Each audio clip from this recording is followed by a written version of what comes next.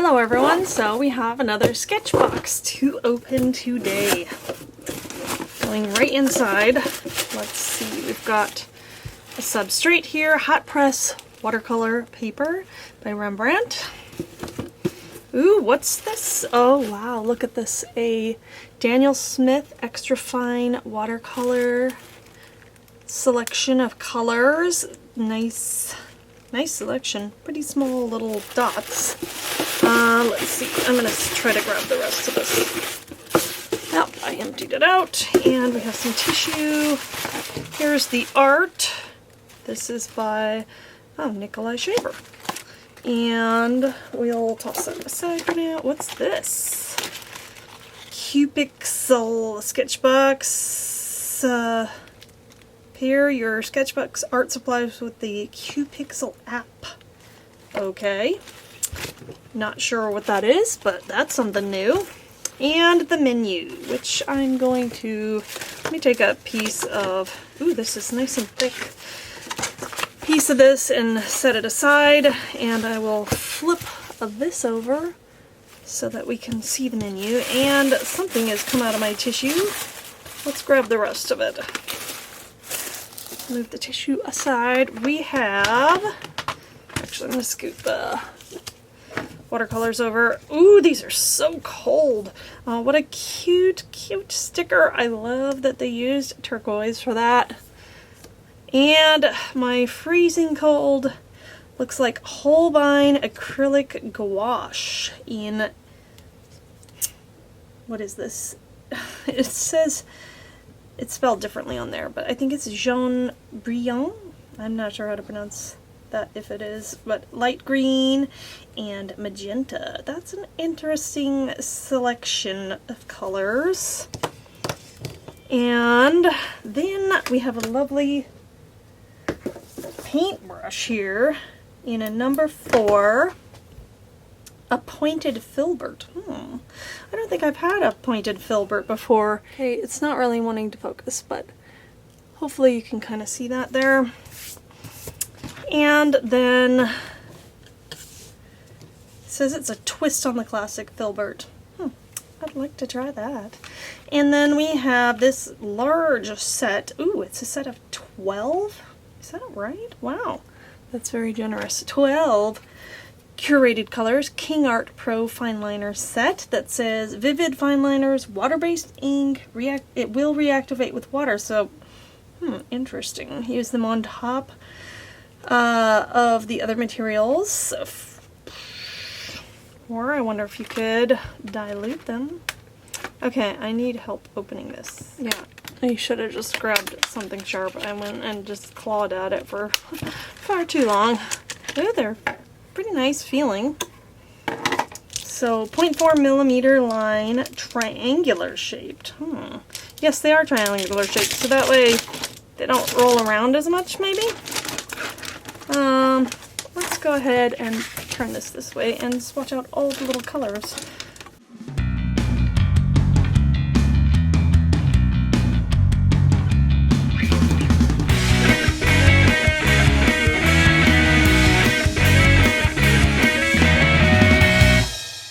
Dipping in our lovely little paintbrush. And it doesn't move around too much. Ooh. But yeah, it's not going to stay if you use the water after putting it down. So you can kind of see that. Interesting. Alright, I need a palette. Ooh, wow, that's vivid.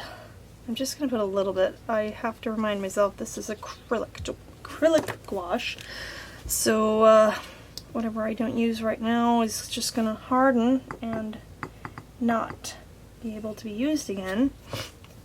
The Jaune Brillant color looks very much like it could be a flesh tone. Ooh, the light green is bright. So is the magenta. It seems a bit bright. Okay, let me get some water. Just gonna pull out some color just a little bit. Okay, my fine liners are, there's so many of them, they're hogging the space here. Let's pull my water just a bit closer. There's quite a contrast because for some reason I filled up this water with hot water, or warm water, not hot, and these are really cold because they just came in from the outside. Alright, so let's go in with sort of the full strength magenta. And of course I still had some water on my paper, so it's not as full strength as I was hoping for. But we'll add just a little more there. Very nice. Very pigmented. I've been very happy with the Holbein gouache that I've tried lately. I even bought some extra ones in my holiday box dupe because I liked it so much. This is, of course, acrylic gouache, so it is more permanent, which has its benefits, but you don't want to mix or have too much out on your palette. I feel like it wastes some if I don't use it all up, so that I don't like about the nature of acrylic. But I love the fact that if I want to do something afterwards, that it's not going to re-wet. That is something I like about acrylic gouache. So let's go in. We have all these colors. These are the magenta, jaune brillant, don't know if I'm saying that right, and the light green. Let's scoot this aside and check this out. Wet a brush and begin testing some of our exciting colors. I wonder how much you can get out of these little dots. Scoot this over. It says it's selected for the widest range of intermixable colors. So we do have some primaries. Yeah, I just don't know how much mixing you're going to get with a tiny little dot, but we'll see. This is a whole lot of swatching though, huh? So I'm just going to go in order, and then maybe later I can write the color on it. I've got some dust of something on there, because otherwise it's going to take a long time to write all those names down.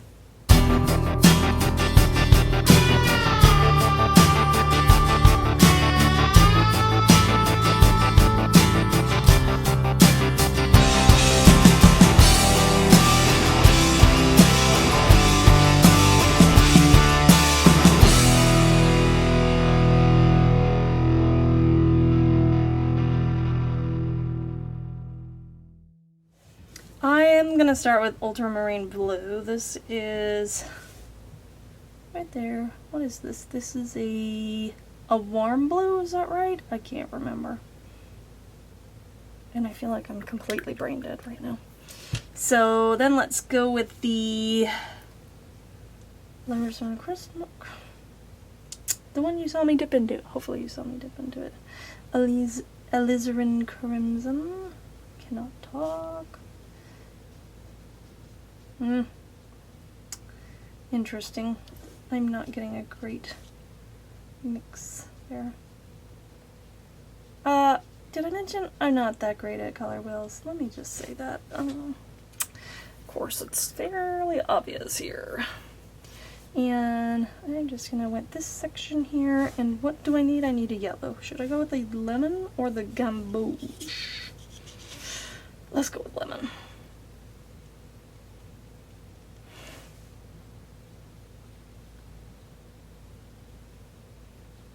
What happens when we mix? Ooh, that's not bad. Kind of a neat little green there.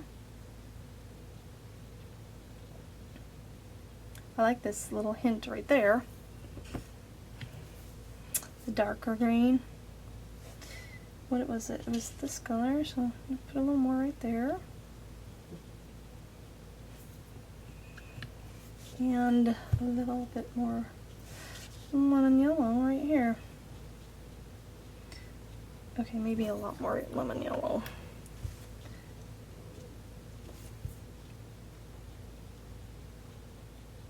I don't know about that.